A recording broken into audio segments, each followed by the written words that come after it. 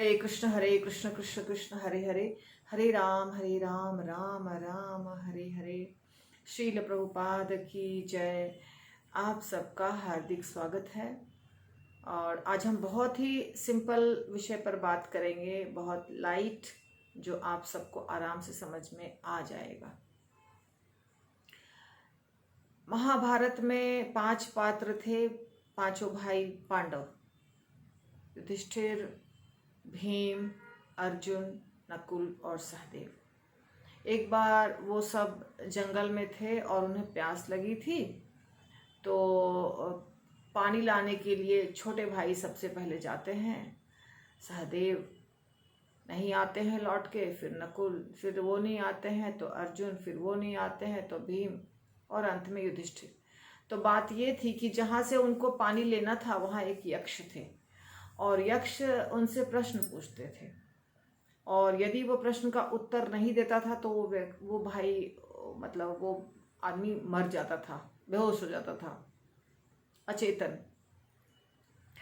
तो इस तरह से चारों हो गए थे। वो चारों भाई उत्तर नहीं दे पाए यक्ष के प्रश्नों का। यक्ष बहुत ज्ञानी व्यक्ति था, लेकिन जब अंत में युधिष्ठिर महाराज जाते हैं तो वो उत्तर दे पाते हैं, यक्ष के सारे प्रश्नों का उत्तर देते हैं। बहुत ही इंटेलिजेंट प्रश्न थे उसके, यक्ष के, और उत्तर भी, चूंकि ये धर्मराज थे तो इनके उत्तर भी बहुत ही सटीक थे। तो ये प्रश्न और उत्तर बहुत लोगों को पता है, ये सब जगह घूमता रहता है। ये आजकल व्हाट्सएप है, ये सब है, तो साधारण लोगों को भी पता है। महाभारत में इसका जिक्र है। तो एक प्रश्न पूछा था यक्ष ने युधिष्ठिर महाराज से कि सबसे आश्चर्य की बात क्या है, इस दुनिया में सबसे आश्चर्यजनक बात क्या है। अभी 8वां आश्चर्य, 7वां आश्चर्य, क्या क्या होता है, आगरा का किला, आगरा का ताजमहल, और हैंगिंग गार्डन, और पता नहीं क्या क्या, ये सबको आश्चर्य की चीज़ कहते हैं दुनिया में लोग, और वो देखने के लिए जाते हैं, लाखों लाखों रुपए खर्च करके देखने जाते हैं।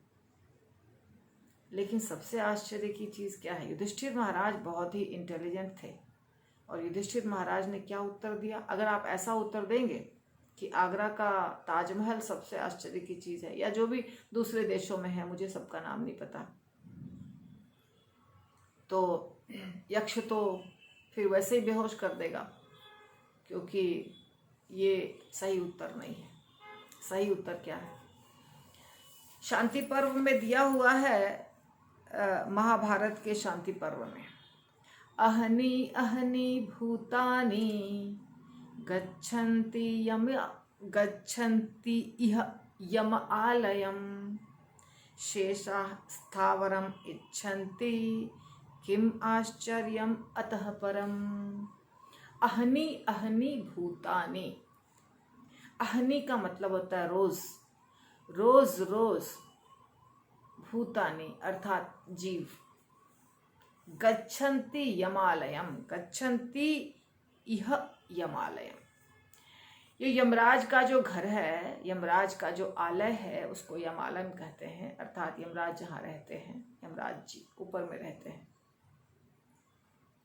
तो रोज अनेकों जीवात्मा यमराज जी के घर जा रहे हैं, यमदूत उनको लेकर जाते हैं, यमराज यमदूतों को भेजते हैं और वो उनको लेकर जाते हैं। ये सब देख रहे हैं। अहनि अहनि भूतानि गच्छन्ति इह यमालयम। लेकिन जो बच गए हैं, शेषाह, जो बच जाते हैं, जो नहीं जा पाते हैं यम के यहाँ, यमराज के घर, यमदूतों के द्वारा जो नहीं पकड़े गए हैं अभी तक, उनको क्या लगता है? मेरी मृत्यु नहीं होगी। शेषाः स्थावरम इच्छन्ति। उनको ये लगता है कि मेरी मृत्यु नहीं होगी, मुझे तैयारी करने की कोई आवश्यकता नहीं है मृत्यु की, क्योंकि मेरा तो नंबर नहीं आने वाला है। किम आश्चर्यम अतः परम। इससे बड़े आश्चर्य की क्या बात है? कितना अच्छा आंसर दिया, देखिए आप। कितना अच्छा आंसर दे रहे हैं युधिष्ठिर महाराज।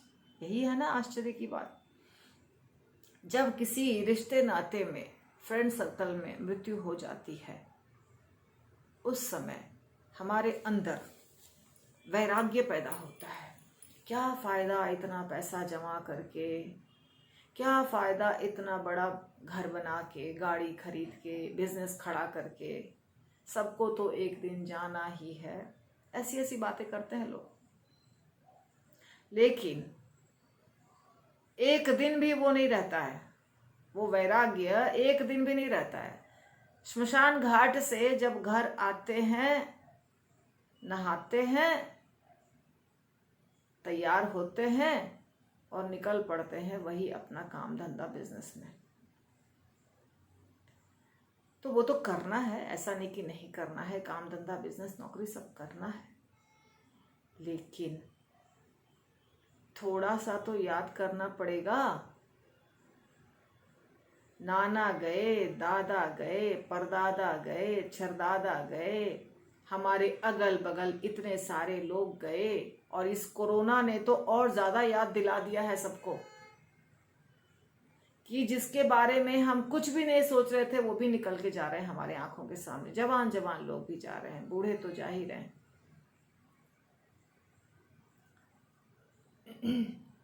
एक व्यक्ति, व्हाट्सएप पे ही देखा था मैंने,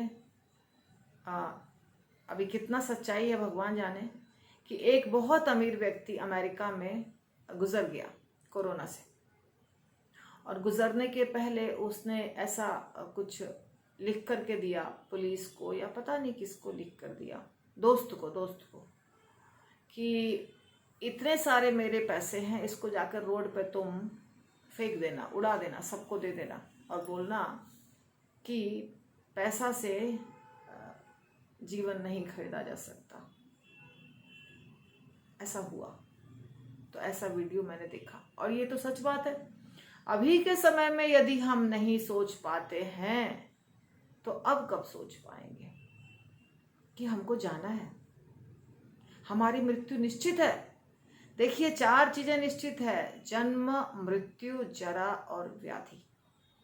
जरा हो या नहीं हो, अगर हम बुढ़ापा के पहले ही मर गए तो जरा नहीं देख पाएंगे, लेकिन बीमारी और जन्म और मृत्यु ये तो सबको पता है। और बुढ़ापा आके मृत्यु होगी, ये तो भाग्यशाली का है। जो भाग्यशाली नहीं है वो बुढ़ापा के पहले चले जाएंगे। तो कितना भी धन हो, हम इससे नहीं बच सकते। ये जीवन की असली समस्या है। और ये सबसे आश्चर्य की बात है कि सबको पता है, फिर भी मृत्यु की तैयारी करने वाले बहुत कम लोग हैं। आप कहेंगे हम इंश्योरेंस कंपनी में अपना खरीद लिए हैं, इंश्योर करा दिया है अपने लाइफ को। हमारी लाइफ कहाँ इंश्योर होती है? हमारी लाइफ नहीं इंश्योर होती है। हमारे बाद जो बचेंगे उनके लिए पैसा हम जमा करते हैं। हमारी लाइफ तो जब जानी है चली जाती है। लाइफ इंश्योरेंस नाम ही गलत है। It's not life insurance.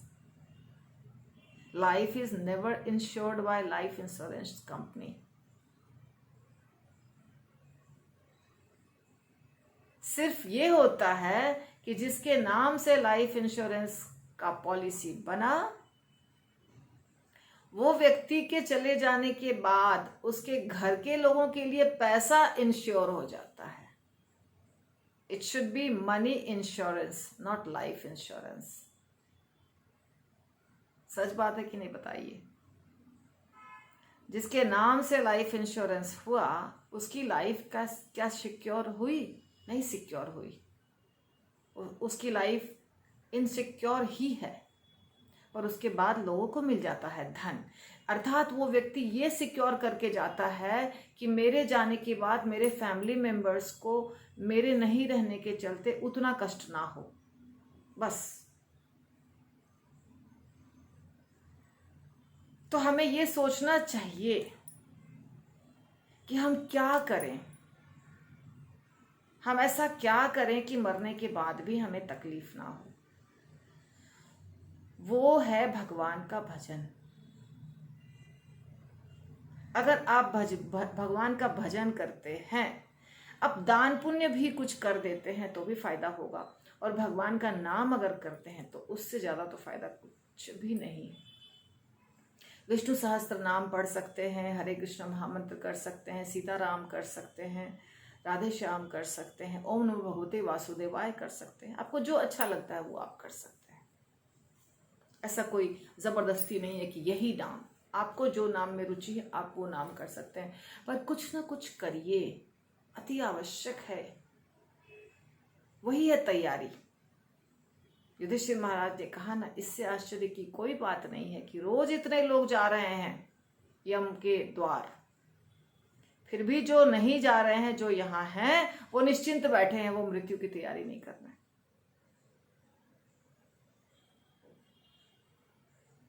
तो प्लीज तैयारी करिए। तो मृत्यु की तैयारी करने का मतलब है कि अरे बाप रे हमको डर लग जाएगा, तो नहीं भी डर लगेगा तभी मृत्यु आएगी। अगर हम तैयारी नहीं करेंगे तो भी मृत्यु आएगी, और करेंगे तो भी आएगी। तो करेंगे तो ज्यादा अच्छा है। और जो भक्त होते हैं वो इस जीवन में भी ज्यादा प्रसन्न रहते हैं।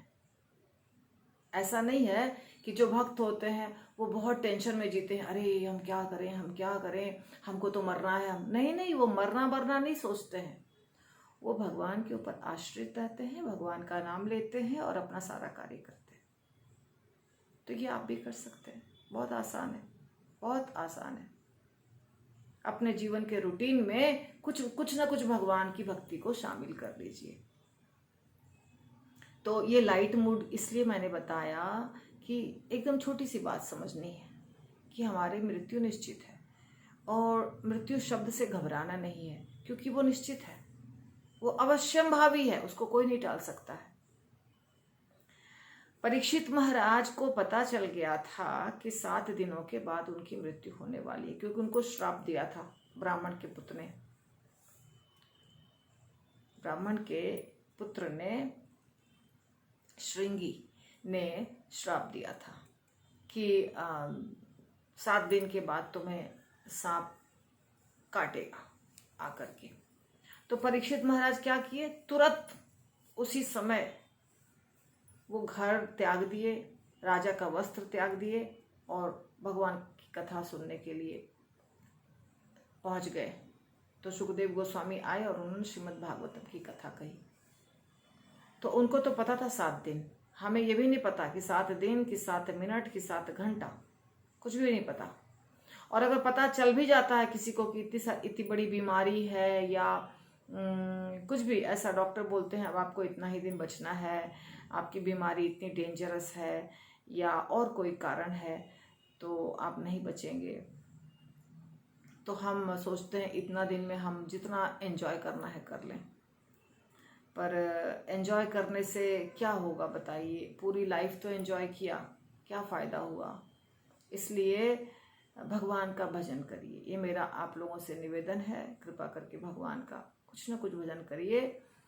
इससे आपके जीवन की दिनचर्या कुछ नहीं बदलेगी, आप सब कुछ अपना रूटीन से करते रहिए, लेकिन थोड़ा वक्त निकाल के आप अवश्य भगवान का भजन करिए। और आप सब भारतीय हैं, आप लोगों को सिखाया गया है, लेकिन थोड़ा समय के अनुसार ये हो गया है, गड़बड़ हो गया है, तो वापस आसान है कर लेना, कुछ मुश्किल नहीं है। कुछ ना कुछ आपके घर में मंदिर भी रहता है, कुछ बुक्स भी रहती हैं, कुछ चालीसा रहता है, कुछ भगवद गीता इत्यादि रहता है, तो आप पठन पाठन करिए और भजन करिए। और यदि कोई प्रश्न हो तो पूछिए। हरि बोल।